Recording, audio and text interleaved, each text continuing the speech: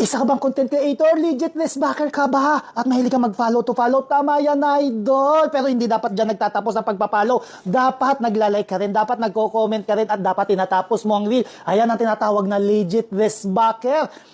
Hindi lang sa isang araw ka lang nag-like, nag-follow, dapat yung kasamahan mong content creator, full support ka dapat lagi ka nagla-like, nagko-comment kada nag-upload siya ng reel. May balik yan, basta kung gumawa ka ng mabuti sa kapwa mo, may balik yan. Marami ng mabubuti, magagaling na content creator, ang bubuti ng mga puso, tinutulungan ng kapwa content creator, kaya kumita na sila ng 1 milyon, kalahating milyon, nakabili na sila ng bahay at sasakyan sa pagiging legit backer. Kaya tuloy-tuloy lang yan, mga idol. Like, comment, at panoorin mo yung mga reels. Suportahan po tayo, sabay-sabay po tayo nga angat. Walang maiiwan dito sa BTK TV.